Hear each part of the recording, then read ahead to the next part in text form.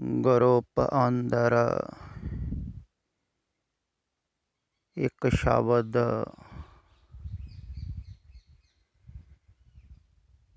ਪਾਇਆ ਹੋਇਆ ਹੈ। ਥੱਲੇ ਲਿਖਿਆ ਹੈ, ਭਾਵ ਬਤਾਈਏ ਬਾਬਾ ਜੀ।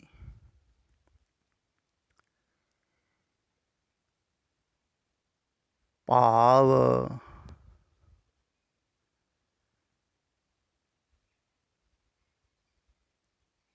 ही बताए जा रहे हैं।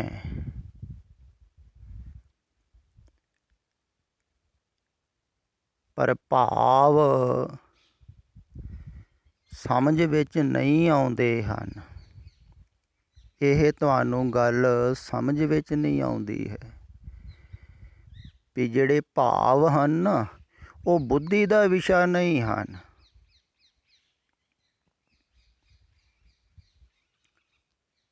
ਭਾਵ ਭਾਵਨਾ ਦਾ ਵਿਸ਼ਾ ਹਨ। ਇਹ ਗੱਲ ਖਿਆਲ ਵਿੱਚ ਰੱਖੋ। ਮੈਂ ਅਕਸਰ ਜਦੋਂ ਵੀ ਕਿਸੇ ਸ਼ਬਦ ਦੀ ਗੱਲ ਕਰਦਾ ਹਾਂ ਤਾਂ ਉਹਦੇ ਅਰਥਾਂ ਵੱਲ ਖਿਆਲ ਨਹੀਂ ਹੁੰਦਾ, ਤੁਹਾਨੂੰ ਅਰਥ ਨਹੀਂ ਦੱਸਦਾ ਹਾਂ। ਇਸ ਕਰਕੇ ਕਥਾਵਾਚਕ ਪ੍ਰਚਾਰਕਾਂ ਨੂੰ ਚੰਗਾ ਨਹੀਂ ਲੱਗਦਾ ਹੈ। ਉਹ ਅਰਥ ਸੁਣਨ ਦੇ ਆਦੀ ਹਨ, ਵਿਆਖਿਆ ਕਰਦੇ ਹਨ,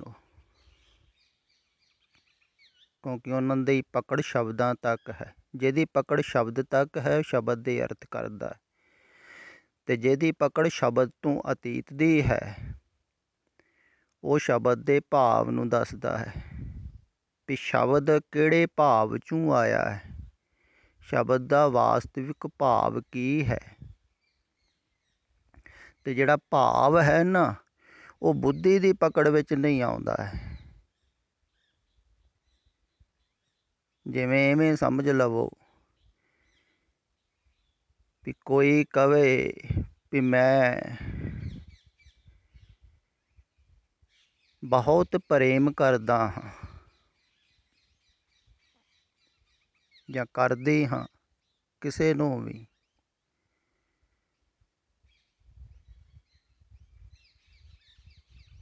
ਪਰ ਬਹੁਤ ਪ੍ਰੇਮ ਕਹਿਣ ਨਾਲ ਤੁਹਾਨੂੰ ਸਮਝ ਵਿੱਚ ਥੋੜ੍ਹੀ ਆਉਂਦਾ ਹੈ ਵੀ ਪ੍ਰੇਮ ਕੀ ਚੀਜ਼ ਹੈ। ਅਗਰ ਕੀਤਾ ਨਾ ਹੋਵੇ ਤਾਂ ਪ੍ਰੇਮ ਨੂੰ ਜਾਣਿਆ ਹੋਵੇ, ਤੁਸੀਂ ਵੀ ਉਹ ਪ੍ਰੇਮ ਦੀ ਤੜਫ ਦੇ ਵਿੱਚ ਤੜਫੇ ਹੋ, ਰਾਤ ਰਾਤ ਜਾਗੇ ਹੋ, ਤੇ ਤੁਹਾਨੂੰ ਪਤਾ ਲੱਗੇ ਵੀ ਪ੍ਰੇਮ ਕੀ ਚੀਜ਼ ਹੈ। ਜਿਹੜੇ ਕਹਿੰਦੇ ਹਨ ਪ੍ਰੇਮ ਦੀਆਂ ਗੱਲਾਂ ਕਰਦੇ ਹਨ, ਉਹਨਾਂ ਦੀਆਂ ਗੱਲਾਂ ਤਾਂ ਹੀ ਸਮਝ ਵਿੱਚ ਆਉਣਗੀਆਂ ਨਾ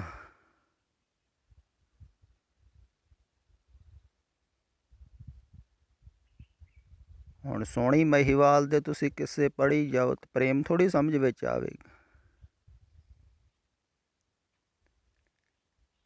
ਜਿਵੇਂ ਉਹ ਤੜਫਿਆ ਸੀ,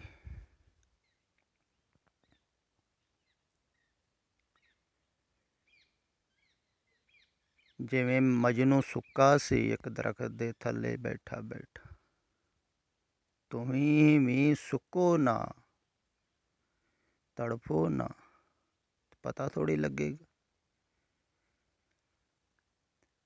ਇਵੇਂ ਹੀ ਇਹ ਅਧਿਆਤਮ ਹੈ ਨਾ, ਜੋ ਇਹ ਬੁੱਧੀ ਦਾ ਵਿਸ਼ਾ ਨਹੀਂ ਹੈ, ਇਹ ਭਾਵ ਦਾ ਵਿਸ਼ਾ ਹੈ, ਭਾਵਨਾ ਦਾ ਵਿਸ਼ਾ ਹੈ। ਇਸ ਕਰਕੇ ਸ਼ਰਧਾ ਜ਼ਰੂਰੀ ਹੈ। ਜਿਹੜਾ ਵੀ ਸ਼ਰਧਾ ਤੋਂ ਬਗੈਰ ਸੁਣੇਗਾ ਨਾ, ਉਹਨੂੰ ਹਾਨੀ ਹੋ ਸਕਦੀ ਹੈ ਅਤੇ ਹੋ ਵੀ ਰਹੀ ਹੈ।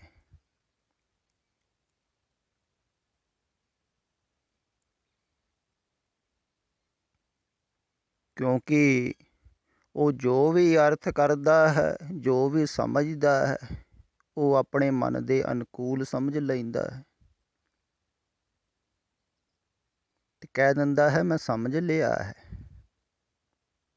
ਅਤੇ ਜਿਹੜਾ ਕਹਿੰਦਾ ਹੈ ਨਾ ਮੈਂ ਸਮਝ ਲਿਆ ਹੈ, ਤਾਂ ਉਹ ਸਮਝ ਲਵੋ ਵੀ ਅਧਿਆਤਮ ਤੋਂ ਇੱਕ ਕਦਮ ਪਿੱਛੇ ਚਲੇ ਗਿਆ,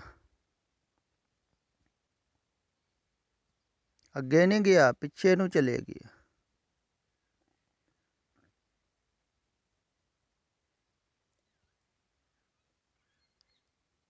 ਜਿੰਨੇ ਵੀ ਕਹਿ ਦਿੱਤਾ ਮੈਂ ਸਮਝ ਲਿਆ ਹੈ। ਸੰਸਾਰ ਸਮਝ ਵਿੱਚ ਆਉਂਦਾ ਹੈ। ਬੁੱਧੀ ਸੰਸਾਰ ਵਾਸਤੇ ਬਣੀ ਹੈ, ਸੰਸਾਰ ਨੂੰ ਸਮਝਣ ਵਾਸਤੇ ਬਣੀ। ਪਰਮਾਤਮਾ ਸਮਝ ਵਿੱਚ ਨਹੀਂ ਆਉਂਦਾ ਹੈ, ਕਿਉਂਕਿ ਪਰਮਾਤਮਾ ਸਮਝ ਦਾ ਵਿਸ਼ਾ ਨਹੀਂ। ਸਮਝ ਵਿੱਚ ਪਰਮਾਤਮਾ ਨਹੀਂ ਹੈ, ਪਰਮਾਤਮਾ ਵਿੱਚ ਸਮਝ ਹੈ। ਪਰਮਾਤਮਾ ਵੱਡਾ ਹੈ, ਤੁਹਾਡੀ ਸਮਝ ਬਹੁਤ ਛੋਟੀ ਹੈ, ਤੇ ਸਮਝ ਵਿੱਚ ਕਿਵੇਂ ਆਊਗਾ? ਤੇ ਜਿਹੜਾ ਵੀ ਕਹਿ ਦਿੰਦਾ ਹੈ ਨਾ ਮੈਂ ਸਮਝ ਲਿਆ ਹੈ,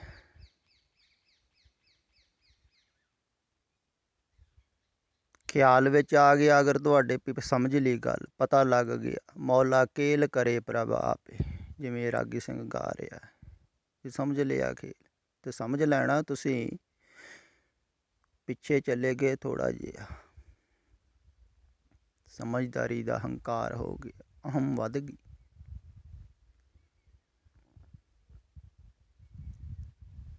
ਇਵੇਂ ਹੀ ਅਜੋਕੇ ਸਮੇਂ 'ਚ ਕਰ ਰਹੇ ਹਨ ਲੋਕ।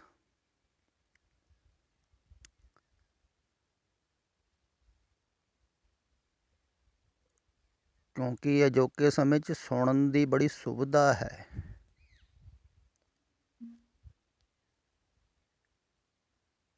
ਸੁਣਨਾ ਬੜਾ ਸੁਖਾਲਾ ਹੈ, ਪੜ੍ਹਨਾ ਔਖਾ ਹੈ। ਪੁਰਾਣੇ ਸਮਿਆਂ 'ਚ ਪੜ੍ਹਦੇ ਹੁੰਦੇ ਸੀ, ਜਿਹੜੇ ਪੜ੍ਹੇ ਲਿਖੇ ਸਨ ਉਹ ਹੀ ਪੜ੍ਹਦੇ ਸਨ। ਅਤੇ ਅਜੋਕੇ ਸਮੇਂ 'ਚ ਤਾਂ ਸੁਣਨ ਦੀ ਬੜੀ ਸੁਵਿਧਾ, ਸੁਣਨਾ ਹੈ ਵੀ ਸੁਖਾਲਾ, ਕੁਛ ਕਰਨਾ ਨਹੀਂ ਪੈਂਦਾ ਹੈ। ਤੁਸੀਂ ਅੱਖਾਂ ਮੀਟ ਕੇ ਆਰਾਮ ਨਾਲ ਸੁਣਦੇ ਰਹੋ, ਕੰਨ ਸੁਣਨ ਦਾ ਕੰਮ ਕਰਦੇ ਰਹਿੰਦੇ ਹਨ, ਮਨ ਵਿਚਾਰਨ ਦਾ ਕੰਮ ਕਰਦਾ, ਸੋਚਣ ਦਾ ਕੰਮ ਕਰੀ ਜਾਂਦਾ, ਬੁੱਧੀ ਨਿਰਣਾ ਲਈ ਜਾਂਦੀ। ਤੇ ਸੁਣ ਕੇ ਇਉਂ ਹੀ ਲੱਗਦਾ ਹੈ ਬਹੁਤਿਆਂ ਨੂੰ ਵੀ ਸਮਝ ਲਿਆ। ਹੁਣ ਜਿਹੜਾ ਪੜ੍ਹਿਆ ਲਿਖਿਆ ਹੈ ਉਹਨੂੰ ਖਿਆਲ ਵਿੱਚ ਆਉਂਦਾ ਹੀ ਹੈ। ਹੁਣ ਸੁਣਨ ਵਾਲੇ ਬਹੁਤ ਪੜ੍ਹੇ ਲਿਖੇ ਹਨ, ਕਈ ਟੀਚਰ ਹਨ,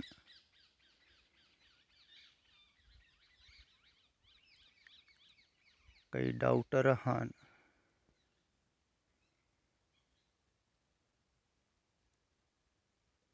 ਕਈ ਲਾਇਰ ਵੀ ਹਨ, ਹੋਰ ਵੀ ਬਹੁਤ ਪੜ੍ਹੇ ਲਿਖੇ ਜਿਹੜੇ ਹਨ ਨੌਕਰੀਆਂ 'ਤੇ ਲੱਗੇ ਹਨ, ਇੰਜੀਨੀਅਰ ਵੀ ਹੋਣਗੇ। ਹੁਣ ਇੰਨਾ ਜਿਹੜਾ ਪੜ੍ਹਿਆ ਹੋਇਆ ਹੈ, ਜਿਹੜਾ ਦੂਸਰਿਆਂ ਨੂੰ ਸਮਝਾ ਦਿੰਦਾ ਹੈ, ਸਮਝਾਉਂਦਾ ਹੈ, ਉਹ ਕਿਵੇਂ ਇਹ ਗੱਲ ਮੰਨਣ ਨੂੰ ਤਿਆਰ ਹੋਵੇਗਾ ਵੀ ਕੁਛ ਐਸਾ ਵੀ ਹੈ ਜੋ ਸਮਝ ਵਿੱਚ ਨਹੀਂ ਆ ਸਕਦਾ? ਫਿਰ ਇਹ ਗੱਲ ਕਿਵੇਂ ਉਹ ਮੰਨਣ ਨੂੰ ਤਿਆਰ ਹੋਵੇਗਾ ਵੀ ਜਿਹੜਾ ਬੋਲ ਰਿਹਾ ਹੈ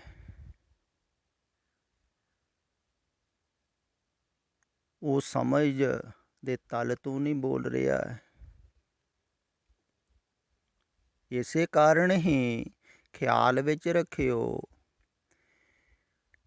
ਵੀ ਜਿਹੜੇ ਘੱਟ ਪੜ੍ਹੇ ਲਿਖੇ ਸਨ ਨਾ,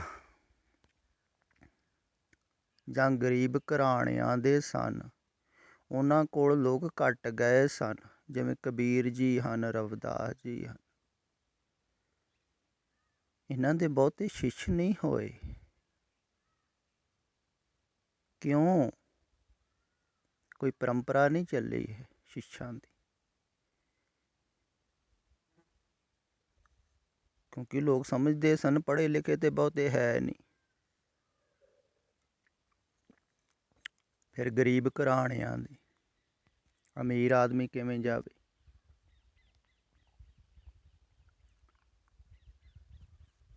ਗੌਤਮ ਬੁੱਧ ਕੋਲੋਂ ਬਹੁਤ ਲੋਕ ਪ੍ਰਭਾਵਿਤ ਹੋਏ। ਤੁਸੀਂ ਆਪ ਸੋਚੋ, ਖਿਆਲ ਕਰੋ, ਇੱਕ ਸਮਰਾਟ ਦਾ ਪੁੱਤਰ ਰਾਜਕੁਮਾਰ ਹੋਵੇ, ਤੁਸੀਂ ਉਹਦੇ ਕੋਲ ਝੱਟ ਚਲੇ ਜਾਓਗੇ। ਭਾਵੇਂ ਉਹ ਭੀਖ ਹੀ ਮੰਗ ਰਿਹਾ ਹੋਵੇ, ਤਾਂ ਵੀ ਖਿਆਲ ਤੇ ਹੈ ਵੀ ਰਾਜਕੁਮਾਰ ਹੈ, ਬਹੁਤ ਪੜ੍ਹਿਆ ਲਿਖਿਆ ਹੈ, ਰਾਜ ਦਰਬਾਰ ਦੇ ਵਿੱਚ ਪੜ੍ਹਿਆ ਹੋਵੇਗਾ, ਉੱਚ ਕੋਟੀ ਦੀ ਵਿੱਦਿਆ ਲਈ ਸਿਆਣੀਆਂ ਗੱਲਾਂ ਕਰਦਾ, ਭਾਸ਼ਾ ਸ਼ੁੱਧ ਬੋਲਦਾ। ਤੇ ਆਮ ਅਨਪੜ੍ਹ ਸਿੱਧਾ ਸਾਦਾ ਕੋਈ ਸਾਧੂ ਹੋਵੇ ਤੇ ਪੜ੍ਹਿਆ ਲਿਖਿਆ ਉਹਦੇ ਕੋਲ ਜਾਂਦਾ,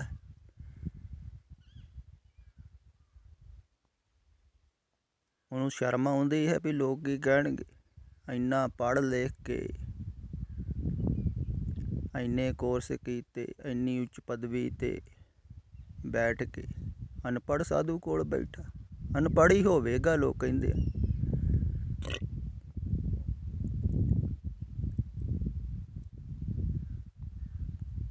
ਤੇ ਜਿਹੜਾ ਘੱਟ ਪੜ੍ਹਿਆ ਲਿਖਿਆ ਤੁਸੀਂ ਸੋਚਦੇ ਹੋ,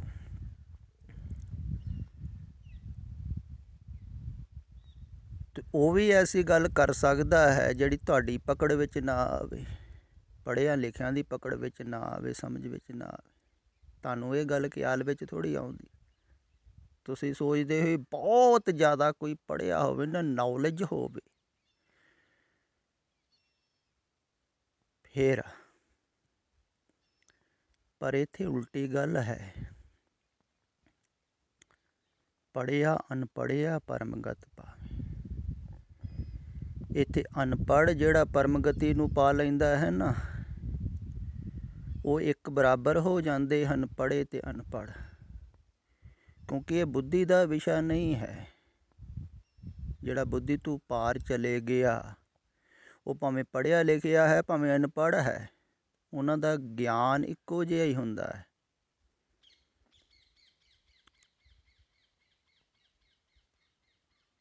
ਗਿਆਨ ਇੱਕੋ ਜਿਹਾ ਹੀ ਹੁੰਦਾ ਹੈ ਉਹਨਾਂ ਦਾ। ਪਰ ਪੜ੍ਹਿਆ ਲਿਖਿਆ ਜਿਹੜਾ ਹੈ, ਉਹ ਸਿੱਧੇ ਸਾਦੇ ਅਨਪੜ੍ਹ ਸਾਧੂ ਕੋ ਪ੍ਰਭਾਵਿਤ ਨਹੀਂ ਹੁੰਦਾ। ਇਸੇ ਕਾਰਨ ਹੀ ਪੁਰਾਣੇ ਸਮਿਆਂ 'ਚ ਰਾਜਕੁਮਾਰ ਜਿਹੜੇ ਹੋਏ ਸਨ, ਕ੍ਰਿਸ਼ਨ ਜੀ ਹੋਏ, ਰਾਮ ਜੀ ਹੋਏ, ਕਿੰਨੇ ਪ੍ਰਭਾਵਿਤ ਹੋਏ ਲੋਕ। ਐਸਾ ਨਹੀਂ ਉਸ ਅਵਸਥਾ ਦੇ ਹੋਰ ਨਾ ਹੋਏ ਹੋਣ, ਬਹੁਤ ਹੋਏ, ਪਰ ਉਹਨਾਂ ਤੋਂ ਪ੍ਰਭਾਵਿਤ ਹੁੰਦੇ। ਫਿਰ ਪਰੰਪਰਾ ਬਣਦੀ ਹੈ।